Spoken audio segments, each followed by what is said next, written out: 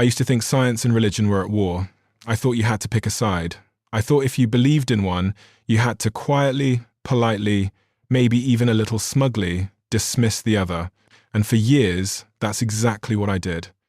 I sat comfortably on the science side of that imaginary line, and I looked at faith the way a lot of people my age look at it as something charming, maybe even beautiful, but ultimately something we'd grown out of. A story we told before we had better stories.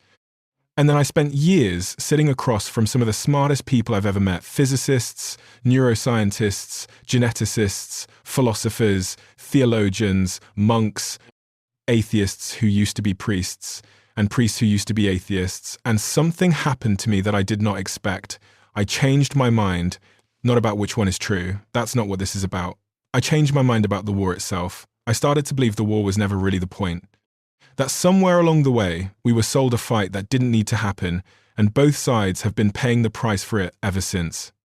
Here's the thing about believing you're on the smart side of an argument: it stops you asking questions.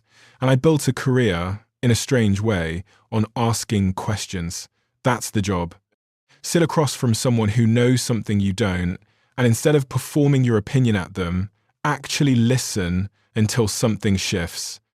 And it took me an embarrassingly long time to apply that same rule to this topic, because I'd already decided I knew the answer. Science explains the world. Religion explains why people are scared of the world. Case closed. Except it wasn't closed. Because the more scientists I spoke to, real ones, working at the edges of physics and biology and cosmology, the more I noticed something that didn't fit my story. A huge number of them were religious. Not secretly, not sheepishly, genuinely, thoughtfully, deeply religious. And that broke something in me, because if this was really a war, these people were fighting on both sides of the trench at the same time, and somehow they weren't in pieces. So let me take you through what actually happened, because I think this matters more right now than at almost any point in my lifetime. We are living through a moment where people feel more lost than ever, more anxious than ever, more disconnected from any sense of meaning than any generation before us, and at the exact same time, we've never had more access to scientific knowledge. We can see galaxies 14 billion years back in time. We can edit genes. We can predict the shape of a protein with software. And yet, depression, loneliness, and a kind of quiet existential dread are climbing every single year in almost every developed country. That gap between how much we know and how lost we feel is, I think, one of the most important stories of our time. And I don't think it's a coincidence that it's happening at the same moment we've been told, culturally, that meaning is a childish thing, that certainty comes only from a microscope, and that anyone still whispering a prayer at night is somehow behind. I want to take you through the conversations that changed my mind, one thread at a time, because none of this hit me all at once. It built slowly across dozens of hours of tape, and looking back now, I can see the pattern clearly, even though at the time it just felt like one surprising moment after another. The first thing that cracked my certainty was history, not opinion history. I'd absorbed this idea, probably from television, from culture, from the general vibe of the internet, that science and religion have always been locked in some kind of ancient feud. Galileo versus the church, evolution versus Genesis, one long story of religion holding a torch and science trying to blow it out. And there is truth in some of those specific conflicts. I'm not pretending otherwise. But when you actually zoom out and look at the wider picture, what you find is far stranger and far more interesting. The man who first proposed that the universe began in a single explosive moment, what we now call the Big Bang, was a Catholic priest. A physicist and a priest, at the same time, in the same body, with no apparent contradiction in his own mind. The monk who discovered the basic laws of genetic inheritance, the foundation of everything we now know about DNA, wasn't working in a lab funded by a university. He was doing it in a monastery garden, growing pea plants, because he had the time, the patience, and the mind for it. Isaac Newton, arguably the most important physicist who ever lived, wrote more words in his lifetime about theology than he did about physics. Believing that religion and science have always been enemies isn't just slightly wrong, it's almost backwards. For most of human history, the people asking how does the universe work and the people asking why does the universe exist at all were very often the exact same people asking two different halves of the exact same question. Now, I want to be honest about the moment where I actually started to feel this shift happening in my own head, in real time, in a conversation. I remember sitting with a neuroscientist, someone who has spent decades studying the brain, someone who, by every measure, is a hardened empiricist, someone whose entire career depends on evidence and data and reproducibility. And I asked her, almost as a throwaway question, do you believe in anything beyond what you can measure? And I expected the answer science had trained me to expect a polite, slightly condescending no. Instead, she paused for a long time, and she said something like this. The deeper I go into understanding how 100 billion neurons create the experience of being a person who loves, who grieves, who wonders, the less explained it all feels, not the more. She said complexity at that scale doesn't dissolve the mystery, it deepens it. And I remember sitting there thinking, that's not the sentence of someone who thinks science has replaced wonder. That's the sentence of someone who thinks science is one of the ways we approach wonder.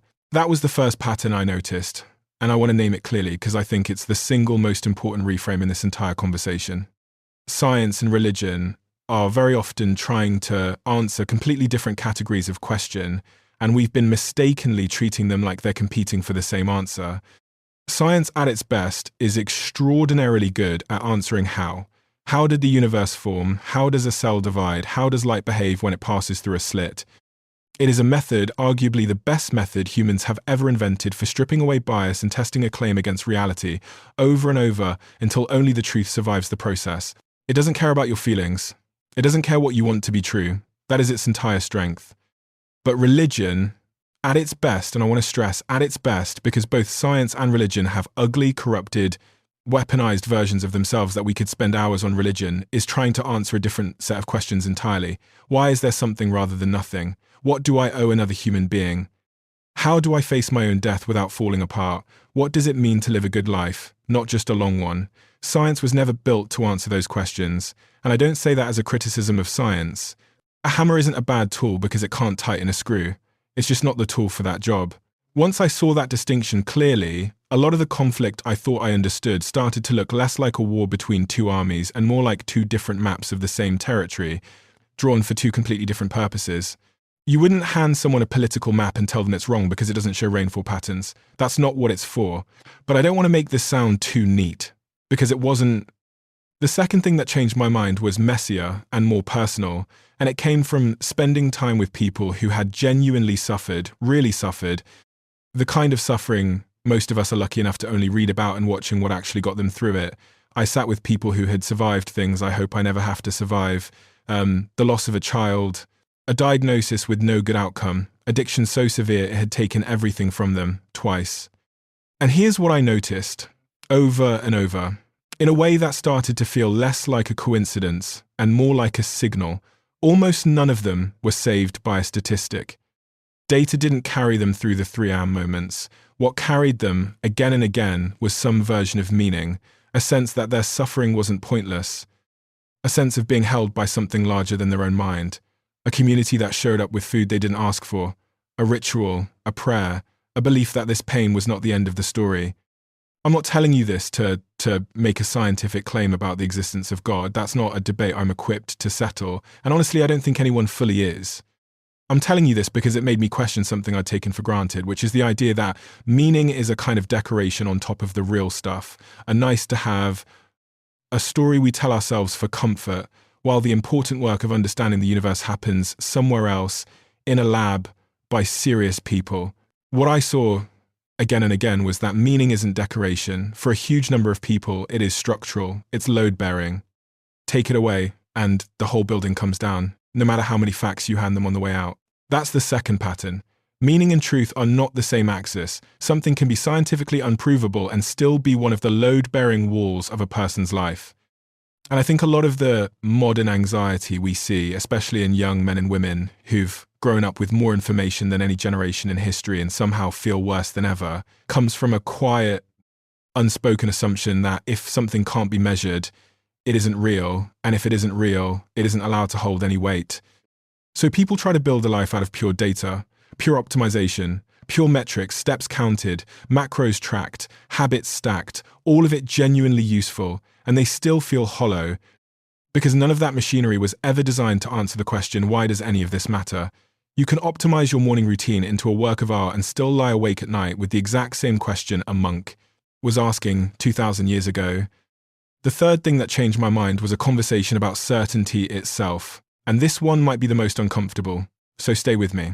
I used to believe science was the domain of certainty and religion was the domain of faith, as if those were opposites.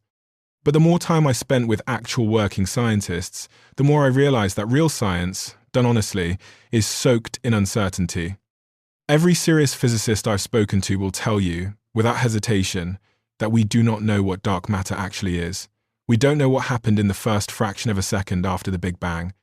We don't fully understand why the universe has the specific physical constants it has, the ones that happen to allow atoms, stars, and eventually us to exist at all constants that, if they were even slightly different, would produce a universe with no chemistry, no stars, no life, nothing at all.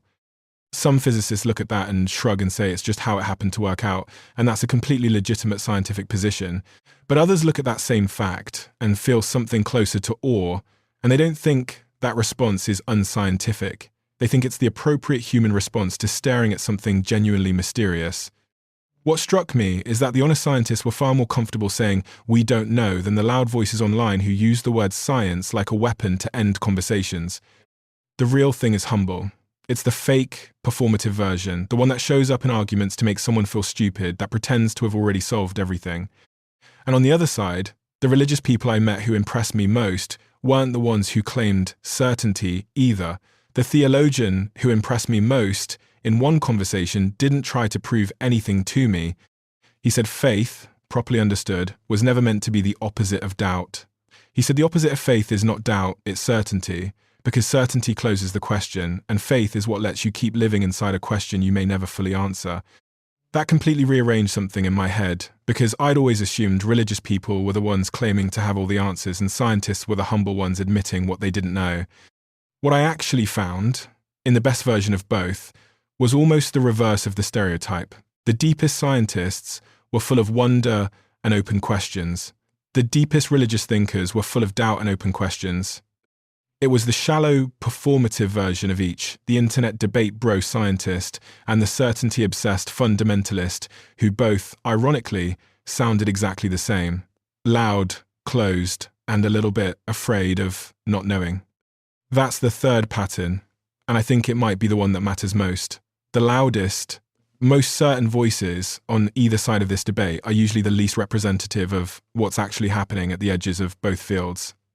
The war you see online, the Twitter arguments, the smug memes, the debate clips, that's not science versus religion. That's insecurity versus insecurity, dressed up in different costumes. Now here's where it gets personal for me, because I want to be honest about why this topic actually matters to me, beyond the intellectual curiosity of it. I built a life around growth, around building things, around metrics I could track and improve, and for a long time that was genuinely enough. It gave me direction, it gave me a sense of progress, and I'm not going to pretend that was empty or wasted, because it wasn't. But there's a version of ambition that quietly turns into a treadmill, where you hit the goal you were sure would make you feel different, and you feel exactly the same, and instead of stopping to ask why, you just set a bigger goal, because stopping to ask why is terrifying.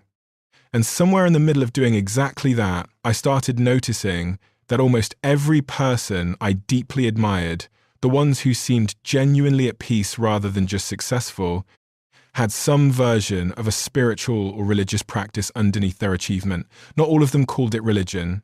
Some called it meditation, some called it prayer, some called it simply sitting with it, some used language soaked in a specific tradition, and some used none at all. But underneath the language, there was a common shape. A regular practice of stepping outside their own ego, their own to-do list, their own sense of control, and putting themselves in contact with something bigger than their own achievements. And I started to wonder if that practice wasn't a nice extra on top of a good life, but one of the actual mechanisms that makes a good life possible in the first place. I want to be really careful here, because I am not telling you that you need to adopt a specific religion, or any religion at all, to live a meaningful life. That's not the lesson, and honestly, I'd be lying to you if I claimed to have that figured out for myself either. What I am telling you is that the framing I grew up with science as the grown-up, rigorous, real path, And religion as the comforting fairy tale for people who couldn't handle uncertainty was a framing that quietly cost me something. It cost me the willingness to take seriously an entire dimension of human experience that billions of people across every culture in recorded history have found essential to actually surviving being alive. You don't have to believe every claim of every religious tradition to notice that pattern and take it seriously as data. And if you're someone who thinks about the world through evidence, that consistency across cultures and centuries should be interesting to you, not dismissible. Let me give you the thing that actually reshaped how I think about this, because everything I've said so far has been building to this one idea. I used to think the question was, which one is right, science or religion? Now I think that question was always malformed. Like asking whether a thermometer or a poem is the correct way to describe a winter morning. They're not competing descriptions of the same thing. They're different instruments, built for different jobs. And the mistake I made for years was assuming that because science is extraordinarily good at answering how, it must also have jurisdiction over why, and that anything outside its jurisdiction must be false or childish. But why questions? Why do I owe anyone kindness? Why does love matter? Why does it matter that I existed at all? Those aren't questions. Science was ever built to settle, and pretending it can settle them isn't rigor. It's a kind of quiet arrogance dressed up as rigor. And on the flip side, when religion tries to answer how, questions that science has already settled, how old the earth is, how species came to exist, insisting on an answer that ignores the evidence, isn't faith. It's just as much a category error in the other direction. Both sides get into trouble the moment they wander outside their own lane and start pretending they have jurisdiction over the other one's questions. Once I saw it that way, the war dissolved, at least in my own head. It wasn't that one side won, it was that I stopped needing there to be a winner. And that shifted something I did not expect. It made me calmer, genuinely calmer, because as long as I needed science to have defeated religion, I needed to explain away every moment of awe, every experience of love that felt bigger than chemistry, every quiet feeling that my life meant something beyond its biological function, as some kind of glitch, an evolutionary accident, nothing more. And carrying that around, treating your own most meaningful moments as errors to be explained away, is exhausting. It's a kind of self-betrayal dressed up as intellectual honesty. Letting go of that didn't make me less rigorous about evidence. If anything, it made me more honest, because I stopped forcing every experience into a box it didn't fit, just to protect an ideology I'd never actually examined. So let me try to give you something practical out of all of this, because I don't want this to just be an idea that sits in your head for a day and disappears. Here is what I would actually do, starting this week, if this conversation has landed with you the way it landed with me. First, notice where you've built an identity out of team science or team faith without ever actually examining either side closely. Ask yourself honestly whether your position is something you arrived at by thinking it through, or something you inherited because of who raised you, what group you wanted to belong to, or which side felt smarter at a party. That's not an insult. Almost everyone's position starts that way. The work is noticing it and deciding whether it still holds up once you actually look at it. Second, separate the how questions from the why questions in your own life explicitly. When you're trying to solve something mechanical, medical, technical, trust the process that's built for that, which is evidence, testing, replication. That machinery has earned its authority through an extraordinary track record. But when you're wrestling with a why question, why did this loss happen to me? Why does this relationship matter? Why do I feel called toward this particular work? Stop expecting a spreadsheet to answer it, and stop feeling embarrassed that a spreadsheet can't. That's not a failure of your rigor. That's just the wrong tool for that particular war. Third, build some kind of regular practice that puts you in contact with something bigger than your own achievements, whatever that looks like for you. It might be a specific faith tradition you were raised in and have drifted from. It might be something entirely new. It might not have a name at all: silence, nature, service to someone who can't repay you. The specific form matters less than the function, which is regularly stepping outside the loop of your own ego and your own metrics and remembering you're a small, temporary, connected part of something enormous. Almost everyone I've met who seems truly at peace has some version of this. Almost everyone I've met who seems successful but hollow doesn't. Fourth, and this one is uncomfortable, get curious about the people who disagree with you, instead of assuming they're either stupid or naive. The physicist who is deeply religious is not confused. The person of deep faith who accepts evolution without a shred of anxiety is not compromising. In almost every case I've encountered, when I actually sat down and listened properly instead of preparing my rebuttal, I found people who had thought about this far harder than I had, from a direction I hadn't considered. That's true whether they landed on faith, on atheism, or somewhere in the enormous space in between that most people actually occupy, whether they admit it publicly or not. I want to end with the thing that has stayed with me the longest out of everything I've learned making these conversations happen. Somebody once described the relationship between science and religion to me, using an image I haven't been able to shake. He said, imagine you're standing at the edge of an enormous forest at night. Science is the flashlight. It is extraordinary. It lets you see exactly what's in front of you, in precise, testable, repeatable detail, further and further with every generation of better flashlight we build. But it is still a beam, and a beam, by definition, only lights up what's directly ahead of it. Religion, at its best, isn't a competing flashlight, and it was never trying to be. It's something more like a felt sense of the whole forest around you, in the dark, beyond what any beam can currently reach, the shape of it, the scale of it, your own small place inside it. You don't need the second thing to use the first one well. But a lot of people walking through that forest only holding a torch, pointed carefully at the ground 3 feet ahead of them, forget they're in a forest at all. They start believing the small circle of light is the entire world. And I think that's what happened to me. For years, without noticing it, I had an excellent flashlight. I'd simply forgotten there was a forest. I don't know exactly what you believe. And honestly, that's not really what this was about. This wasn't an argument for a specific religion, or against one, and it wasn't an argument for atheism either. It was an argument against the war itself, against the exhausting, decades-old habit of forcing people to pick a side in a fight that was never as clean as we were told it was. If there's one thing I'd want you to walk away with, it's this. You're allowed to trust evidence and still feel awe. You're allowed to believe in a method and still believe in meaning. You're allowed to hold both a flashlight and a felt sense of the forest at the same time, in the same mind, without either one cancelling the other out. I spent a long time thinking that made me confused, or inconsistent, or intellectually lazy. I don't think that anymore. I think it might be the most honest place a thinking person can actually stand.